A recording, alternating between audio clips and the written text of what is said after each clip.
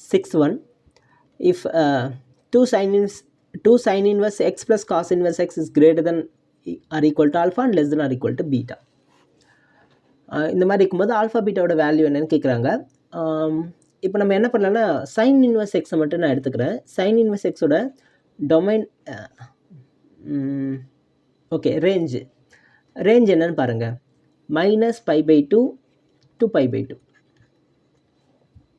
கரெக்டாக? இப்போது நமக்கு இங்கே காஸ் இன்வர்ஸ் எக்ஸ் வேணும். ஓகேவா?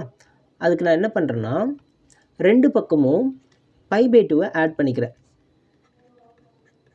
ஏன் π/2 ஆட் பண்ணுறோம்? So sine inverse x plus cos inverse x is equal to π/2.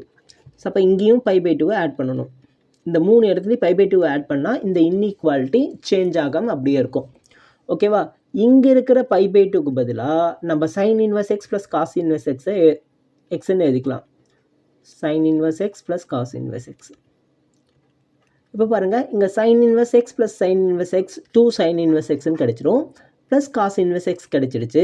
அப்போ இதுதான் நமக்கு லிமிட்டு. இந்த π/2 கேன்சல் ஆகிட்டு 0ன்னு இங்கே ஆட் பண்ணோம்னா 2 இன்ட்டு π/2ன்னு கிடைக்கும். 2 கேன்சல் ஆகிட்டு பைன்னு கிடைக்கும். அப்போது இந்த ரெண்டு இன்இக்வாலிட்டியும் கம்பேர் பண்ணும்போது ஆல்ஃபா இஸ் ஈக்குவல் டு 0 எங்கே இருக்குது? இதுவும். அடுத்து பீட்டா இஸ் ஈக்குவல் டு பைன்னு கிடைக்குது. அப்போது நமக்கு ஆப்ஷன் பி தான் கரெக்ட் ஆன்சர். ஓகேங்களா? ஸோ இப்போ question number 6 answer alpha is equal to 0, beta is equal to pi. ஓகேங்களா? அடுத்து 7 சைன் இன்வர்ஸ் எக்ஸ், அதே ஃபார்முலா தான்.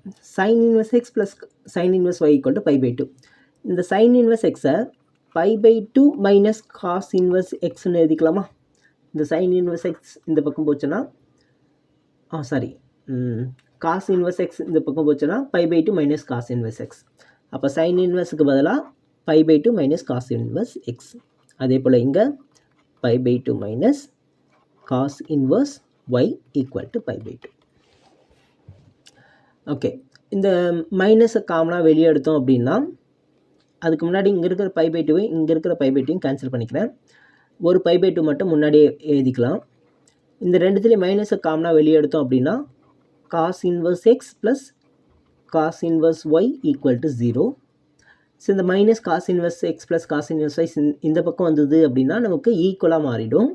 அப்போ இதனுடைய value π/2. Answer option A π/2. Okay, அடுத்து தேர்ட் ஒன் பாருங்கள். சரி, 8th one. 3 tan inverse x plus cot inverse x is equal to pi, then x equals. இங்கே அதே தான். 3 tan inverse x plus cot inverse x equal to cot பைன்னு கொடுத்துருக்காங்க. இந்த 3 tan inverse xை 2 tan inverse x plus இன்னொரு tan inverse xன்னு எழுதிக்கலாமா? tan inverse plus cot inverse இதனுடைய value π/2 equal to pi. So அப்போ 2 tan inverse x என்ன ஆகும்?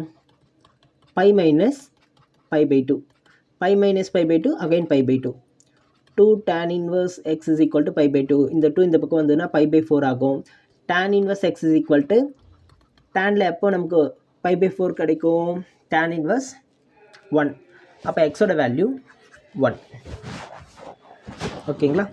இல்லை உங்களுக்கு புரியலனாலும் இந்த tan இன்வெர்ஸ் இந்த பக்கம் கொண்டு போனோம்னா x is equal to tan π/4ன்னு வரும். அப்போ tan 45 டிகிரியோட வேல்யூ 1. ஸோ இதுதான் ஆன்சர்.